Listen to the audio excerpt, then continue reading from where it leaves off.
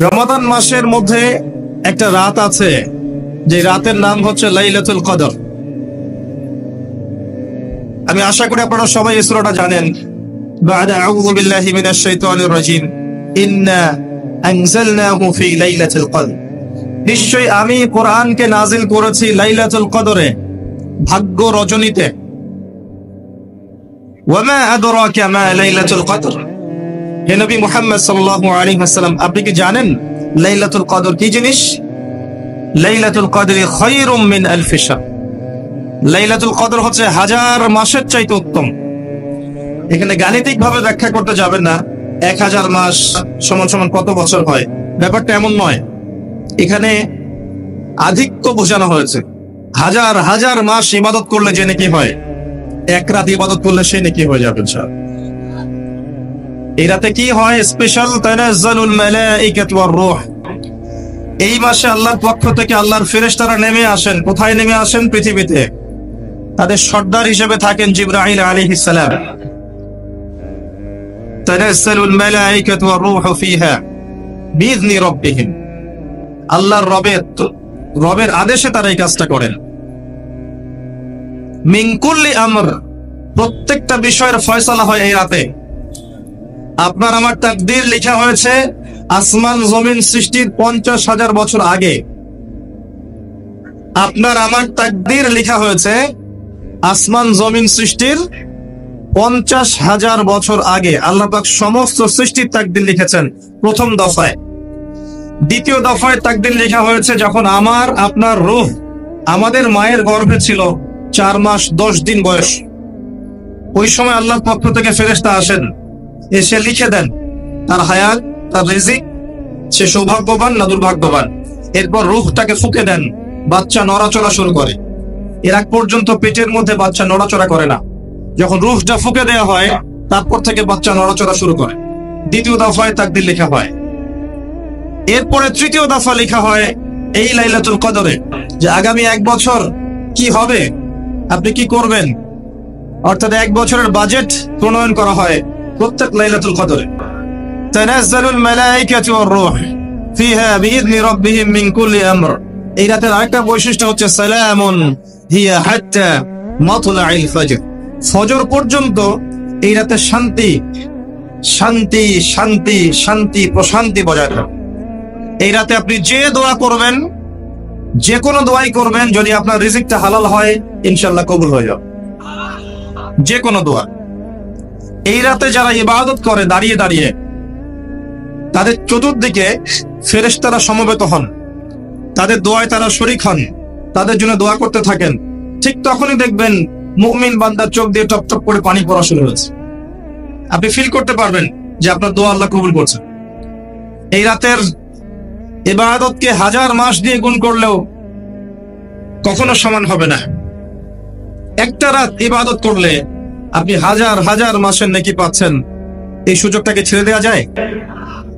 কবে এই রাত স্পেসিফিকলি বলা যাবে না 27 তারিখেই, স্পেসিফিকলি বলা যাবে না যে 21-এর রাতেই, 23-এর রাতেই বা 25-এর রাতেই। নির্দিষ্ট করে বলার কোনো সুযোগ নাই। নবী সাল্লাল্লাহু আলাইহি ওয়াসাল্লাম লাইলাতুল কদর পেয়েছেন এবং ওই রাতে বৃষ্টি হচ্ছিল। তিনি সিজদা করছেন, তার কপালের মধ্যে মসজিদে নববীর যে মাটি আছে, এই মাটির কাদা লেগেছিল। তখন কিন্তু মসজিদ টাইলস ফিটিং ছিল না। মাটির মসজিদ থেকে নবী সাল্লাল্লাহু আলাইহি ওয়াসাল্লাম বিশ্ব পরিচালনা করেছেন। আর আমাদের এখন তাজমহলের মতো মসজিদ, হেদায়েতের কোনো হও নাই এখানে। এটা আখিরুল জামানের সাইন। মসজিদগুলো হবে চাকচিক্যময়, হেদায়েত শূন্য। হাদিস একদম স্পষ্ট আছে, মসজিদ হবে চাকচিক্যময় কিন্তু হেদায়েত শূন্য। ইভেন দেখবেন নামাজ পড়ছে মুসল্লি, পাশে হইহুল্লাহ করছে।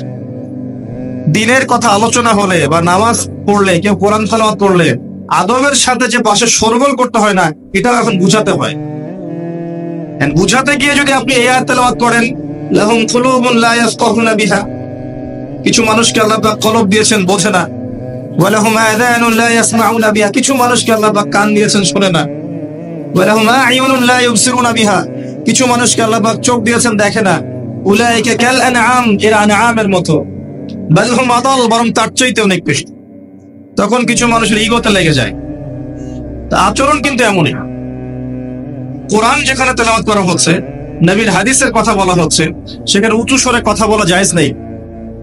নামাজ পড়ছে একজন ব্যক্তি, সে আল্লাহর সাথে সরাসরি কথা বলছে, তার পাশে কথা বলা জায়েজ নেই। এমনকি নামাজরত ব্যক্তির পাশে কোরআন তেলাওয়াত করাও জায়েজ নেই। কথা কি বুঝতে পারছেন? একজন ব্যক্তি নামাজে দাঁড়িয়েছে, আল্লাহর সাথে কথা বলছে, পাশে আপনি কোরআন তেলাওয়াত করতে পারবেন না জোরে জোরে। মনে মনে করতে হবে, করতে চাইলে মনে মনে করতে হবে। অনেক সময় মসজিদের ভিতরে দেখবেন নামাজ পড়া হচ্ছে, শোরগোল করছে। নবী সাল্লাল্লাহু আলাইহি ওয়াসাল্লাম বলেছিলেন, আখিরুজ জামানে, তিরমিজিতে আছে হাদিসটা, আখিরুজ জামানে ইসলামের নামটুকু থাকবে, ইসলামের প্রকৃত বিষয়গুলো থাকবে না। কোরআনের মাসহাফ থাকবে, যে মাসহাফ, কোরআনের মাসহাফটা থাকবে, এর শিক্ষাগুলো থাকবে না। মসজিদগুলো হবে চাকচিক্যময়, কিন্তু মসজিদ হবে হেদায়েত শূন্য। আর চতুর্থ লাইনটা আরো ভয়ঙ্কর। 4 নম্বর লাইনে গিয়ে নবীজি বলেছেন সাল্লাল্লাহু আলাইহি ওয়াসাল্লাম, আসমানের নিচে জমিনের উপরে আল্লাহর সবচেয়ে নিকৃষ্ট সৃষ্টি হবেন এক শ্রেণীর আলেম, যাদের থেকে ফিতনা ছড়াবে এবং তাদের দিকেই ফিতনা ফিরে আসবে। তিরমিজির মধ্যে হাদিসটা আছে, যে কোনো আলেমকে জিজ্ঞাসা করেন এটা কোন শ্রেণীর আলেম, এটা বোঝার জন্য আপনার পিএইচডি করার দরকার নাই। যারা দিনকে দুনিয়ার বিনিময়ে বিক্রি করেছে, তারাই সেই শ্রেণীর আলেম। যারা সত্য কথা বলতে ভয় পেয়েছে, তারাই সেই শ্রেণীর আলেম। যারা সত্যকে মিথ্যার সাথে মিশ্রিত করেছে, তারাই সেই শ্রেণীর আলেম। এবং যারা ইসলামের নামে উম্মাহকে শতদা বিভক্ত করে দিয়েছে, এরাই সেই শ্রেণীর আলেম। নবী করিম সাল্লাল্লাহু আলাইহি ওয়াসাল্লাম বলেছেন, লাইলাতুল কদর আমি পেয়েছি, কপালে কাদামাটি ছিল, বৃষ্টি হচ্ছিল, তার মানে ওই রাতে বৃষ্টি হতে পারে, ওই রাতে বৃষ্টি হতে পারে।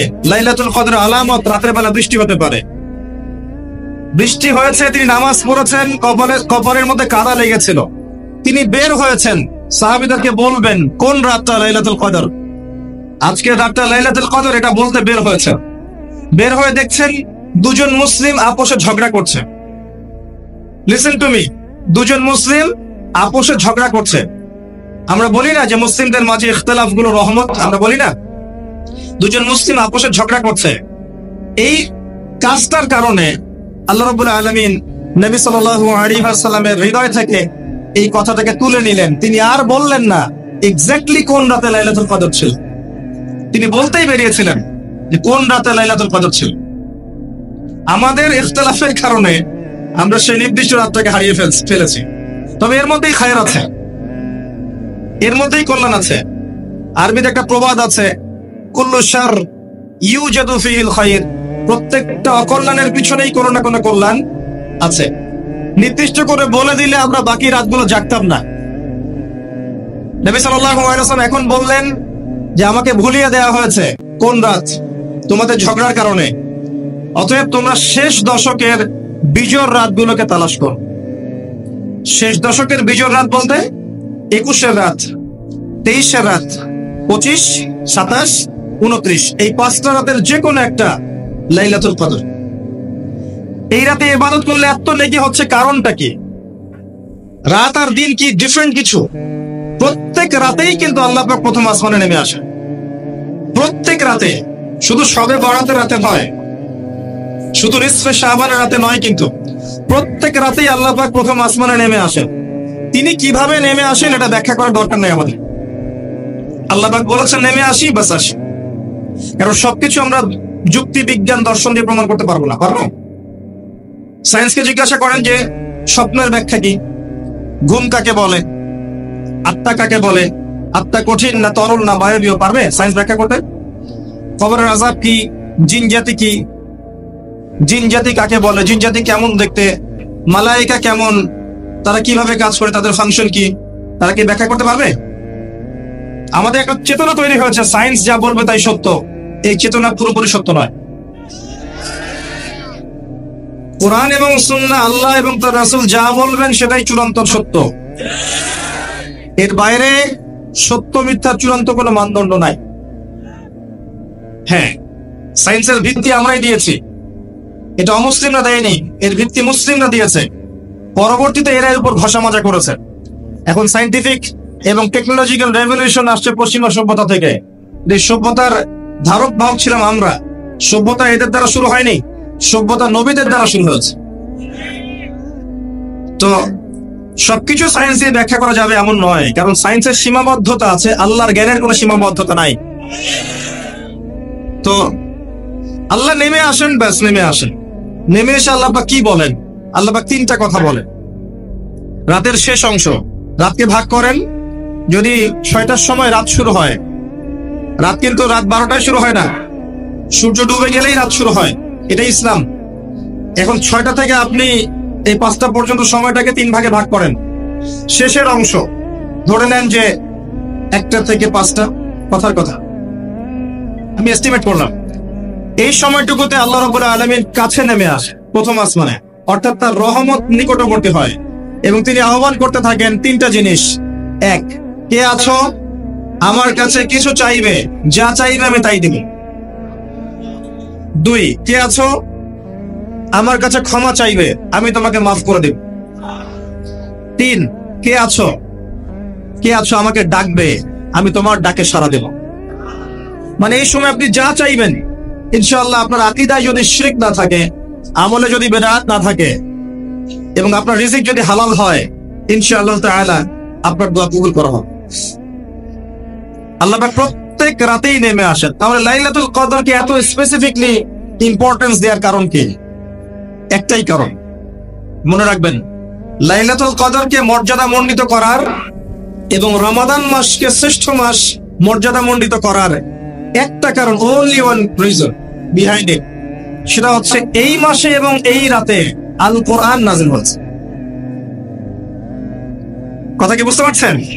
কোরআন নাযিলের কারণেই এই মাসটা মহামান্বিত, কোরআন নাযিলের কারণেই এই রাতটা সম্মানিত। ইন্না আনজালনাহু ফি লাইলাতুল কদর। নবী করিম সাল্লাল্লাহু আলাইহি ওয়াসাল্লাম যখন এই জাহেলি যুগে বাস করছেন, এই লাইলাতুল কদরে রমাদান মাসে আল্লাহ পাক কোরআন নাযিল করলেন। কি জন্য নাযিল করলেন? কারণ এই সমাজটাকে পরিবর্তন করার জন্য, সমাজের জাহিলিয়াত গুলোকে দূর করার জন্য নবী করিম সাল্লাল্লাহু আলাইহি ওয়াসাল্লাম প্রচন্ড ফিকির করতেন। কি করা যায়, কি করলে মানুষগুলো শিরক ছেড়ে দিবে, কি করলে সুদ বন্ধ হবে, কি করলে মাদক থেকে মানুষ দূরে থাকবে, কি করলে নারীর সম্মান বৃদ্ধি পাবে। তিনি ভাবতেন কিভাবে গোত্রীয় হানাহানি বন্ধ করা যায়, তিনি এগুলো ভাবতে থাকতেন। হেরা গুহায় বসে তিনি এগুলো ভাবতেন কি করা যায়। যুবক বয়সে তিনি হিলসুল ফজর তৈরি করেছেন এগুলো সমস্যা দূর করার জন্য, কিন্তু পরিপূর্ণরূপে সফল হয়েছেন বলতে পারি না আমরা, তখন ওহী আসেনি।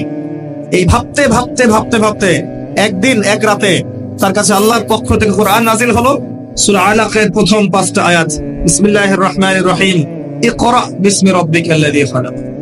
পড়ুন আপনার রবের নামে যিনি আপনাকে সৃষ্টি করেছেন। খালাকাল ইনসানা মিন আলাক, যিনি মানুষকে সৃষ্টি করেছেন জমাট বাঁধা রক্তপিণ্ড থেকে। আমরা সবাই জমাট বাঁধা রক্তপিণ্ড ছিলাম মায়ের পেটে। আজকে আমরা আল্লাহ দ্রোহী হয়েছি, কিন্তু আমরা পেটের মধ্যে এতটুকু জমাট বাঁধা রক্তপিণ্ড ছিলাম। সূরা ইয়াসিনের মধ্যে আল্লাহ পাক এই কথাটা বলেছেন, তোমাদেরকে তো নুতফা থেকে সৃষ্টি করেছি, ফাইযা হুয়া খাসীমুম মুবিন, যখন সে বড় হয়েছে সুস্পষ্টভাবে আল্লাহর বিরুদ্ধাচরণ করছে। আমি যে কথা বলছিলাম, কোরআন নাযিল হয়েছে লাইলাতুল কদরে। এখন এই কদরের রাতকে ইবাদতের জন্য খাস করে নিতে হবে। শেষের দশক এবং বিজোড় রাত 21, 23, 25, 27, 29। বলছিলাম রমাদান মাস এবং লাইলাতুল কদরকে সম্মানিত করা হয়েছে একটা কারণেই, কারণ এই মাসে এই রাতে আল কোরআন নাযিল করা হয়েছে। এটাই কারণ। কোরআন কখন নাযিল হলো? যখন সমাজে সুদ আছে, মদ আছে, জেনা আছে, ব্যভিচার আছে, শিরক আছে, এরকম সমাজে প্রথম তীর আলোকে যে ওহীটা আল্লাহ পাক নাযিল করেছেন এর বেসিসে আপনাকে পড়াশোনা করতে হবে। এই জ্ঞানটা দিয়ে আপনি সমাজ সংস্কার করতে পারবেন ইনশাআল্লাহ। এর সাথে উপকারী জ্ঞানগুলো কি নিব না?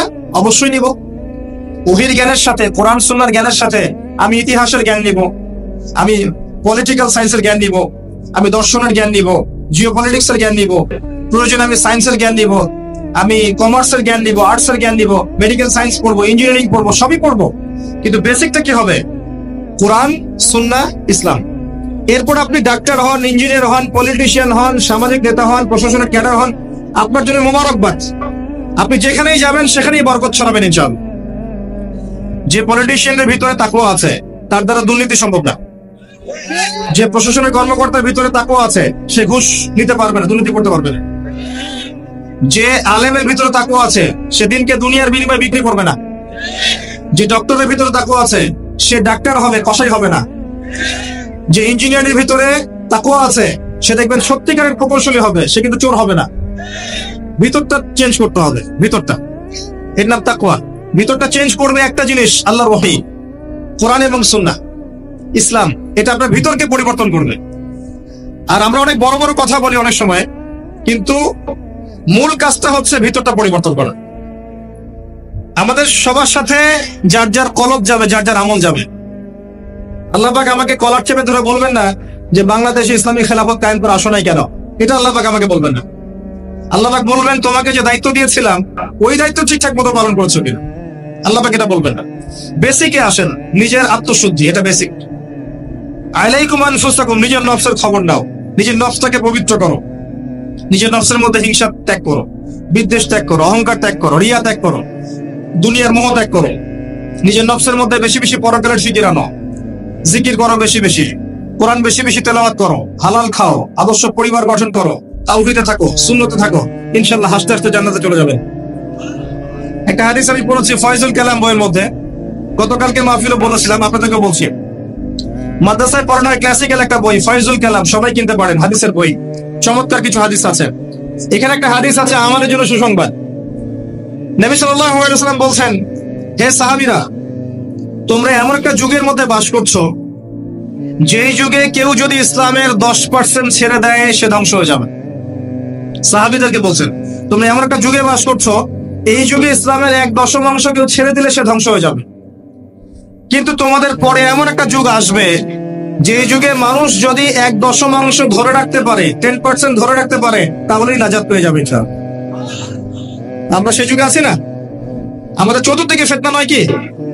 আপনার ঘরে ফিতনা, সমাজে ফিতনা, ইকোনমিক্সে ফিতনা, রাষ্ট্রীয় ফিতনা, বিশ্ব ফিতনা, ধর্মের ফিতনা, সবখানেই ফিতনা, ফাসাদ। আমরা সেই যুগের মধ্যে বাস করছি। আসুন, আল্লাহ পাক কোরআন নাজিল করলেন, প্রথমে পড়তে বললেন। তার মানে আল কোরআন এবং সুন্নাহ এগুলোকে পড়া শিখতে হবে। বড় বড় স্বপ্ন দেখার আগে আমাদেরকে বেসিক ঠিক করতে হবে, পড়াশোনা করতে হবে। আল্লাহ পাক আমাদের যুব সমাজকে পড়াশোনা করার তৌফিক দান। রমাদান মাসে এটা নাজিল হয়েছে। আল্লাহ পাক সূরা বাকারায় বলছেন, শাহরু রমাদানাল্লাযী উনজিলা ফীহিল কুরআন। রমাদান সেই মাস যেই মাসে কোরআন নাজিল করা হয়েছে। কি জন্য নাজিল করা হয়েছে? হুদাল লিন-নাস, এই কোরআন হচ্ছে মানব জাতির জন্য হেদায়েত, নট অনলি ফর মুসলিমস। এটা শুধু মুসলিমসদের জন্য হেদায়েত নয়, হুদাল লিন-নাস, পুরো মানব জাতির জন্য হেদায়েত। কোরআনে ইহুদির জন্য হেদায়েত আছে, খ্রিস্টানের জন্য আছে, অমুসলিম হিন্দুদের জন্য আছে, সবার জন্য কোরআন। এটা সাম্প্রদায়িক কোনো কিতাব নয়, এটা টোটালি অসাম্প্রদায়িক একটা বই। আল কোরআন যে কেউ পড়তে পারে। এটা কারো পৈতৃক সম্পত্তি নয় যে একটা শ্রেণীর মানুষই পড়বে বাকিরা পড়বে না, সবাই পড়বে ইনশাআল্লাহ তাআলা। এটা আল্লাহর কিতাব, আল্লাহর কালাম। হুদাল লিন-নাস ওয়া বাইয়িনাতিন মিনাল হুদা, এটা হচ্ছে সত্য মিথ্যার মানদণ্ড, বাইয়িনাত সুস্পষ্ট মানদণ্ড। আর কি ওয়াল ফুরকান, প্রমাণ, হুজ্জত, দলিল। এটা আল্লাহ পাক কোরআন সম্পর্কে বলছেন। আরেকটা জায়গায় চলে যাই, চলেন সূরা নাহল এর 89 নম্বর আয়াতে চলে যান। আল্লাহ পাক বলছেন, ওয়া নাযালনা আলাইকাল কিতাব, হে নবী আমি আপনার প্রতি এমন একটা কিতাব নাযিল করেছি, অর্থাৎ আল কোরআন। ওয়া নাযালনা আলাইকাল কিতাব তিবয়ানান লিকুল্লি শাই, যেই কিতাবটা প্রত্যেকটা বিষয়ের ব্যাখ্যা। আপনি কি আমার কথা শুনতে পারলেন? আল্লাহ বলছেন কোরআন প্রত্যেকটা বিষয়ের ব্যাখ্যা। আপনার ব্যক্তি জীবন এখানে আছে, আপনার ব্যবসায়িক জীবন এখানে আছে, অর্থনৈতিক জীবন এখানে আছে, পারিবারিক জীবন এখানে আছে, সামাজিক লাইফ এখানে আছে, সবকিছু আছে। তিবিয়ানান লিকুল্লি শাই, প্রত্যেকটা বিষয়ের ব্যাখ্যা এখানে আছে। তিবিয়ানান লিকুল্লি শাই ওয়া হুদা ওয়া রাহমাতান ওয়া বুশরা লিল মুসলিমিন, এই কোরআন হচ্ছে হেদায়েত এবং রহমত, দয়া। ওয়া বুশরা লিল মুসলিমিন, মুসলিমদের জন্য সুসংবাদ এই কোরআন। শুরুতে আছে আলিফ লাম মিম যালিকাল কিতাব লা রাইবা ফিহ, এটা এমন একটা কিতাব যেই কিতাবের মধ্যে কোনো সন্দেহ নাই। কোন লেখক বলতে পারে আমার বইয়ের মধ্যে কোনো সন্দেহ নাই? সন্দেহের কোনো অবকাশই নাই। লা রাইবা ফি হুদাল লিল মুত্তাকিন, মুত্তাকিদের জন্য এটা হেদায়েত। মুত্তাকি কারা? আল্লাযীনা ইউমিনুনা বিল গায়ব, যারা অদৃশ্যে বিশ্বাস করে। ঈমানের 6 পিলার সবই অদৃশ্য নয় কি? আল্লাহ অদৃশ্য, ফেরেশতা অদৃশ্য, আসমানে আগের কিতাবগুলো দেখি নাই, অদৃশ্য, নবী রাসূলগণ দেখি নাই, অদৃশ্য, পরকাল ওয়াল ইয়াউমিল আখির, ওয়াল ইয়াউমিল আখির দেখি নাই, অদৃশ্য, ওয়াল কদরি খাইরিহি ওয়া শাররিহি, তাকদীর অদৃশ্য। আল্লাযীনা ইউমিনুনা বিল গায়বি, মুত্তাকি তারা যারা গায়েবে বিশ্বাস করে, অদৃশ্যে বিশ্বাস করে। আর এখনকার শিক্ষা দর্শন আমাদেরকে শেখায় পশ্চিমাদের, চোখে যা দেখবো না বিশ্বাস করবো না। হ্যাঁ, তাদের দর্শন এরকম, যুক্তি দিয়ে প্রমাণ করতে পারবেন না, বিশ্বাস করবো না। বৈজ্ঞানিক ব্যাখ্যা দিতে পারবেন না, বিশ্বাস করবো না। সায়েন্টিফিক্যালি প্রুভড হতে হবে, তারপর বিশ্বাস করবো। অনেক সময় দেখা যায় মুসলিমরাও এর গলদ ধাঁধায় পড়ে যায় এবং বলে নামাজের উপকারিতার সায়েন্টিফিক ব্যাখ্যা বলেন, তারপর নামাজ পড়বেন। নামাজের সায়েন্টিফিক ব্যাখ্যা লাগবে, তারপর নামাজ পড়বেন। আল্লাহ পাক বলেছেন ইসকাল্লাহু রাব্বুহু আসলিম ক্বালা আসলামতু লিরাব্বিল আলামিন। আল্লাহ পাক ইব্রাহিমকে বলেছেন আলাইহিস সালাম আত্মসমর্পণ করো, যখনই বলেছেন তখনই করেছেন। যখনই আল্লাহ পাক বলেছেন আত্মসমর্পণ করো, তিনি বলেছেন আসলামতু লিরাব্বিল আলামিন, আমি আত্মসমর্পণ করলাম। বাচ্চাকে জবাই করো, জিজ্ঞেস করেননি এর পিছনে বিজ্ঞান কি, যুক্তি কি আর দর্শন কি। স্ত্রীকে রেখে আসো ওই জনমানব শূন্য জায়গায়, জিজ্ঞেস করেন নাই কারণ কি, রিজন কি, যুক্তি কি, বিজ্ঞান কি, দর্শন কি। আল্লাহ বলেছেন সামিআনা ওয়া আতানা, এর নাম ইসলাম। আল্লাহর আদেশ যেখানে এসে যাবে, এখানে যুক্তি বিজ্ঞান দর্শনের প্রয়োজন নাই। এই কনসেপ্টে আপনাকে মৌলবাদী হতেই হচ্ছে, কিছু করার নাই। কারণ মৌলিক বিষয় আপনাকে মেনে চলতে হবে। হ্যাঁ, প্রত্যেকটা বিষয়কে আপনি ব্যাখ্যা করতে পারবেন যদি সেই জ্ঞান আপনার কাছে থাকে, কিন্তু যুক্তি বিজ্ঞান দর্শনের সীমাবদ্ধতা আছে, সবকিছু এরা ব্যাখ্যা করতে পারে না। ভালো করে শিক্ষা দর্শন হজম করে তারপর পড়াশোনা করেন। অন্যথায় আপনারা দাড়ি টুপি নিয়েও অনেক সময় দেখবেন এই যে এটা কি বলে, এথিজমের দিকে যাচ্ছেন, নাস্তিকতার দিকে যাচ্ছেন। আসেন মূল জায়গায় আসি। আল্লাহ রাব্বুল আলামিন কোরআন সম্পর্কে কথা বলছেন, লা রাইবা ফিহি, এর মধ্যে কোনো সন্দেহ নাই। একই সূরার মধ্যে আল্লাহ পাক বলছেন যে ওয়া ইন কুনতুম ফি রাইবিন মিম্মা নাযালনা আলা আবদিনা ফাতু বিসূরাতিন মিন মিথল, তোমরা যদি এই কিতাব নিয়ে সন্দেহ করে থাকো যে এই কিতাব আল্লাহর পক্ষ থেকে এসেছে নাকি অন্য কারো পক্ষ থেকে এসেছে, তোমরা যদি এই কিতাব সম্পর্কে সন্দেহ পোষণ করো যেটা কি আল্লাহর পক্ষ থেকে এসেছে না অন্য কারো পক্ষ থেকে এসেছে, তাহলে এর মতো কিছু আয়াত নিয়ে এসে দেখাও, একটা সূরা রচনা করে দেখাও। ওয়াদউ শুহাদাকুম মিন দুনিল্লাহি ইন কুনতুম সাদিকিন, তোমাদের যত সাক্ষী আছে, সহকর্মী আছে, তোমাদের সাপোর্ট দেওয়ার মতো যারা যারা আছে, সবাইকে ডেকে নিয়ে আসো, এনে এই কোরআনের মতো একটা সূরা রচনা করে দেখাও যদি সন্দেহ পোষণ করে থাকো। আল্লাহ এর পরে বলছেন ওয়া ইল্লাম তাফআলু, তোমরা যদি এটা করতে না পারো, ওয়ালান তাফআলু, কোশ্চেন কালেও পারবে না।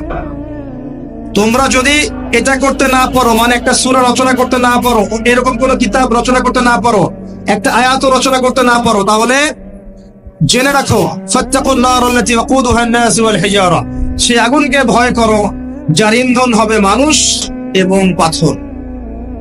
উইদ্দাত লিল কাফিরিন, যা কাফেরদের জন্য প্রস্তুত করা হয়েছে। আল্লাহ পাক এই কোরআনটা নাযিল করেছেন কোন মাসে ভাই? রমাদান মাসে। আসেন প্রথমে বলে নেই আমরা রমাদানকে কিভাবে পালন করার চেষ্টা করব, এরপরে আসছি রমাদানকে কেমন করে কোরআনময় করবেন। এই দুটো পয়েন্ট। এক নাম্বার, হতে পারে এই রমাদান আপনার জীবনের শেষ রমাদান, হতে পারে। একটা মহামারী চলছে, এটাই শেষ নয়। যারা স্ক্যানোলজিক্যাল বিষয়গুলো নিয়ে পড়াশোনা করে, ইলমু আখিরুজ্জামান নিয়ে, তারা বলতে পারবে যে এগুলো বায়ো ওয়েপেন্স আস্তে আস্তে আস্তে আস্তে আসবে আরো পৃথিবীতে। এমনকি ইয়াজুজ আর মাজুজ যখন আসবে, তারাও এরকম মহামারী দিয়ে ধ্বংস হবে, ভাইরাস দিয়ে ধ্বংস হবে। হাদিস এসেছে। চোখ কান খোলা রেখে চলতে হয়, সময় হাতে বেশি নাই। ইলমু আখিরুজ্জামানের সাইনগুলো এখন প্রকাশিত হচ্ছে। কে জানে আগামী রমাদান আমরা কেউ বেঁচে নাও থাকতে, মহামারী দিয়ে নষ্ট হয়ে যেতে পারি, অন্য কোনো ভাবে ধ্বংস হতে পারি, স্বাভাবিক মওত হতে পারে। অতএব এই রমাদানটাকে কাজে লাগাতে হবে। আগে কিভাবে লাগাবেন আমি কয়েকটা পয়েন্টস বলছি, এই জায়গা থেকে মনোযোগ দেন। ইতিহাস বলে কি মাথা এলোমেলো করে দিয়েছি নাকি? হিস্ট্রি পড়বেন, ইতিহাস পড়বেন প্রিয় ভাই। কোরআনের এই যে কোরআন দেখছেন আমার হাতে, আল কোরআন,